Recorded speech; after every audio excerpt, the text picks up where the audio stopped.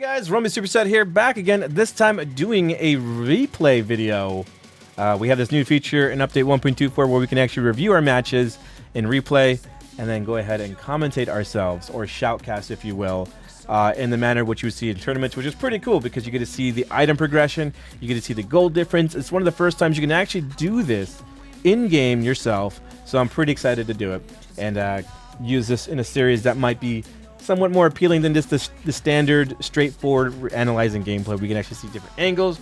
We can see what the enemies are doing at all times. First thing I want to point out is we do have an AFK. We have Lance. Oh, bad angle. We have Lance, who's just kind of sitting there, whereas Taka's getting his regen at a very slow rate because it is Taka. He needs that Lance to get that effective lane or minion clear in jungle. And he makes another mistake here where he actually does not get the doubles. He has that regen popped on him. He should just get the doubles because it's going to ruin his rotation by getting the second one. What's going to happen now is you're going to have 1 and 2 regen, one after the other. So first regen, second regen, whereas now the doubles are going to come back and revive at the third point. And that's going to really slow down the rotation because you can see here we're taking their fronts. What this basically means that at every rotation we're going to be at their fronts first. So, you know, what Taka should have done is remain to the scripts, you know, keep to the script, do regen, doubles, regens, fronts. And he did not, and therefore now it's going to be an advantage for us because we're going to get a slow trickle of gold lead here and there with those front doubles. We are doing our standard rotation once again, and like I said, we're going to get those fronts regardless of what they do, unless they're just going to stick around and wait for them, which would be not ideal. We do have a Jewel going against a Vox, both weapon power. Right now, I still feel like the Jewel's going to have the upper hand because she has the Eulogies, and her Lightning Strike does give her a little bit of range against that Vox, allowing her to dish out some damage and heal at the same time, as long as she gets those last hits. But yeah, so again, you can see here we're getting those fronts potentially. They're not up quite yet. They are starting to clear a little bit faster on their end, but we do pick them up right here. And so you can see there, the gold difference is already about 400 gold difference. It's making an impact because Jewel's farm is actually lower than Vox's, so therefore that means that that gold trickle is really starting to make an impact because that's one whole item right there.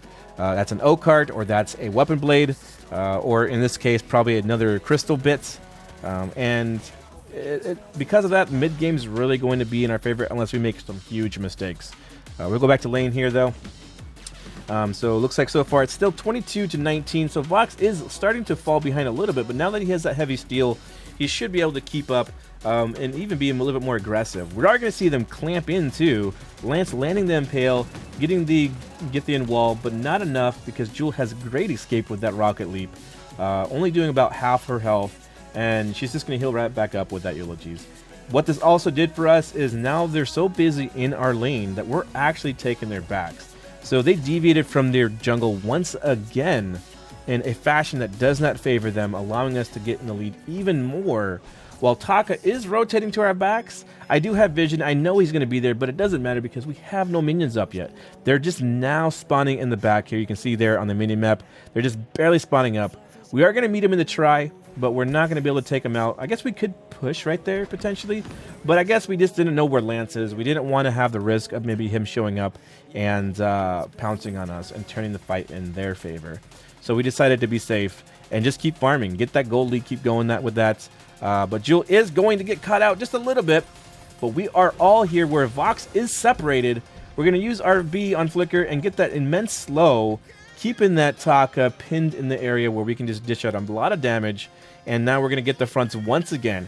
Now, here's where a little mistake came out on our part. We decided, hey, we're going to go ahead and grab their farm with Jewel and myself. But unfortunately, Vox is pushing that lane. So what that's going to do is he's going to actually push that into turret and do a little bit of damage. And Petal's going to have to rotate up to take that and push it back towards their side. But we are, again, taking a lot of their farm. Didn't quite pick up that regen. Taka did pick that one up, just barely. And then we're going to get the doubles here. I see that Taka is coming back, so I'm going to use my body to just kind of put it in his face, trying to tell him, hey, back up, that's our farm now. Allowing Jewel to just pick it up safely and surely here. And Taka's going to bounce because there's nothing he can really do at this point. He can do a little bit of poke here and there, but if he sticks around, he's going to die. So you can see here that Petal took a lot of damage from going up to lane. Lane is a little bit hurt, but not by much. It was okay. I wouldn't say that was the best decision, but we definitely took a lot of farms with Taka, because Taka still only has 10 CS, whereas Petal has 42. So Taka's really struggling right now. He does have the Iron Guard, though. Wait, what's that called? The Storm Crown. Wait, Storm Guard. I forgot. It's the precursor to Storm Crown. He has that, so his farm clear should be a little bit better. He is going that more standard meta Taka build where he does the Storm Crown and gets that nice little farm capability. But we are going to pick him up here with our B and our A. I'm going to bounce out because Lance can just impale me and kill me. But Petal does come to save the day. Gives us the ace, and now we can go ahead and push turret. I actually was going to shop, but then I saw Petal go up, and I was like, yeah, that's a good idea. Let's go ahead and pick up the turret, get that gold, and probably rotate down, if possible, to take the farm, which we probably won't because I'm seeing that the enemies are coming. They're on their way shortly here to get the farm. Oh, actually we do. Looks like we're just pushing in. Gonna get that damage off on the Taka, and it goes down. Getting that regen on me, though, unfortunately, not on the Petal, which we would like. And now I'm going to go ahead and surprise the Lance and say, surprise, motherfucker. I'm just joking. And get him in a position where he cannot really chase the Petal. Here's where I make a mistake. I stick around thinking that, you know, I'm some badass roam here, and I die by Vox. But luckily, Petal does survive, so it's not a big deal. Unfortunately, she did not get the second regen as well. But Jewel did pick it up, giving her a little bit of farm, so that's all good. So you can see here, we're currently at 2,200 or 100 gold difference. The gold deficit is starting to increase slowly but surely, and it's really starting to show for itself because Petal is truly dominating in the jungle. She currently has more CS than our Jewel, and that's crazy. And it's just unfortunate too for the Jewel. But hey, it is what it is. So there we go. Looks like the Jewel is going to pick up some farm in the backs, though. Finally get that 1 CS lead on Petal, at the very least. Taka's only at 14, so 14 to 49, with Vox at 60 and Jewel at 50. Petal does pick up the Taka, though. Taka's just having a bad day, guys. And then plus, you know, I'm trying to maintain vision here. I got the scout trap going right here. I have a few over here, and then in the backs, too. So I want to make sure that, you know, Taka is kept in check at all times. I even pick up a contraption just to even further that desire to make sure that he goes stealth, that he's still seen regardless. And I don't know, I truly feel like the slow on Flicker is so strong. It's pretty nasty. Alright, so we're gonna go ahead and try to get that Taka to not go back to base, so we block off that way, get ourselves in a position to get her, to get him, I mean. And we do get him right here. Nice. Giving me a kill. 3, 1, and 3 for myself for Rome. Even though that it's damage over time and it's not a lot of damage to begin with, it starts to add up to be a lot. The dots, the damage over time for Flicker, the A and the B. A can be a little bit difficult for me to land. So long as I get that slow, a lot of times it'll help land it. But if I'm just using the A, a lot of times you're not going to land that root. You'll do some damage, but you're just not going to land that root. Petal takes out the mini mine, getting us that little extra gold. We're currently at 4,500 gold difference right now. So at this point, unless they can pick up some kills, they're going to really struggle to come back. They really need the gold bounties to even fight at this point. Again, I did not get that regen. I'm just trying to be in a nuisance at this point. But yeah, there we go. I see that they're actually going to clamp on me, and I use my B to kind of maybe slow a little bit, and then boots out. I'm like, heck no. I'm not going to be able to do a 1v3 as Flicker, at least not yet. Maybe when I get a little bit of more experience under my belt, I can do it, but not quite there yet. But Jewel is doing a little bit better on farm now. She's starting to pull ahead. She has 82 against 75 on the Vox. Vox is just kind of just pushing lane, trying to do what he can to stay afloat here. Maybe carry for his team if he can, because Taka, again, is not doing well. 25 farm. Vox is like really their only hope to do anything good as far as damage output. Unless Taka can kind of maybe rotate out some... Okay. So apparently Vox decided, hey, you know, I'm calling it quits. I don't know what's going on here, but whatever. We did pick up the second minion mine there. Jewel is going to go ahead and take out the second turret as well. That gold lead is looking brutal. It is pretty bad. It's about 7K difference. Oof. That is nasty. And we're gonna push another tower here, another turret. Then we're gonna go ahead and go in and try to see if maybe we can get the lance, and we just don't quite connect as much damage as we want just yet. But now we get him.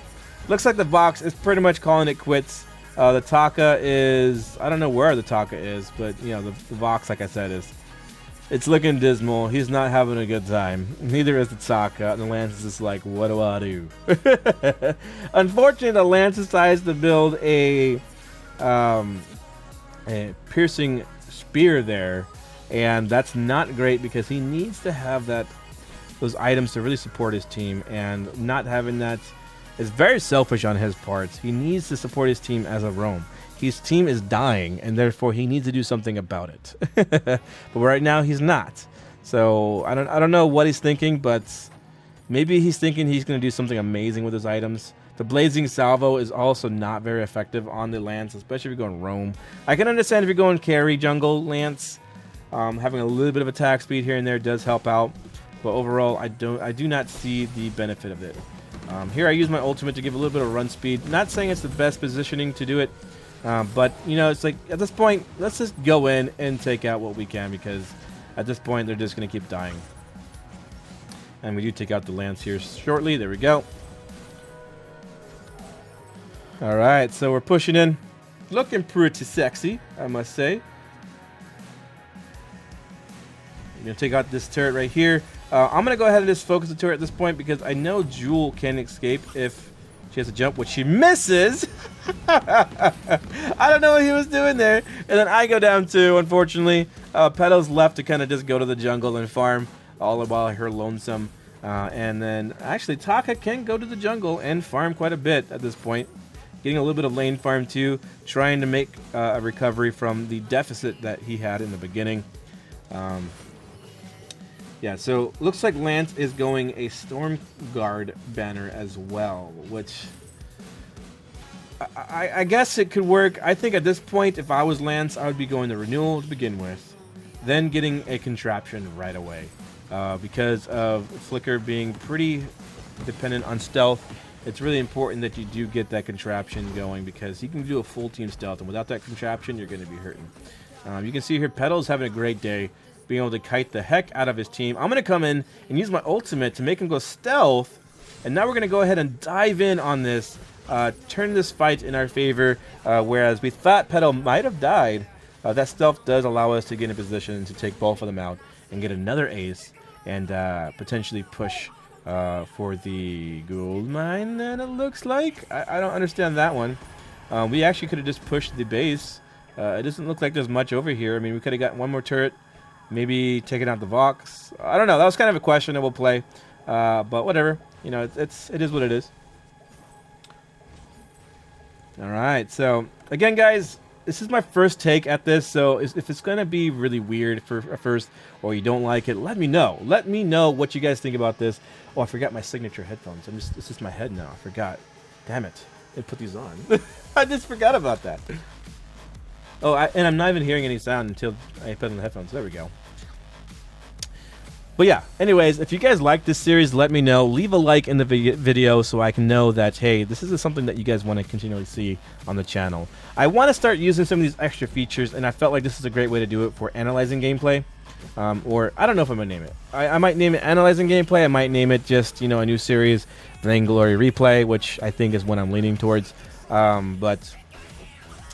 I mean, it seems pretty interesting, being able to critique not just myself, but also the enemy team, and to kind of see in a different perspective. You can see here, we're having a field day here. Unfortunately, it's not looking good for that team once again. We're popping out that renewal, keeping our team alive. Jewel is going to be looking pretty grim right now, but he does survive, and we do get the ace once again, doing the final push here. Let's go ahead and see the victory angle here. So there we go. Going to be taking out the Vayne, or the turret, and then the Vayne right after. But there we go. Hopefully you guys enjoyed this series or this episode once again. And you know, I have a fun time recording it. It's just I can definitely see where, you know, maybe I need to start getting accustomed to the angles and how to shoutcast. I don't really shoutcast, so it's easier to shoutcast when you're playing off somebody, so you have two shoutcasters. But when you're by yourself, you kind of run out of things to say. You're just kind of just telling what's happening in the match at this point. We'll give that a 5 or 4 star though, because we didn't even finish the game yet. I was literally reviewing the gameplay after the match. I literally left Tyler and Fadio hanging. They're thinking, is he coming back? But there we go. There is the items. Hopefully you guys enjoyed this series, and I will see you guys next time. Later.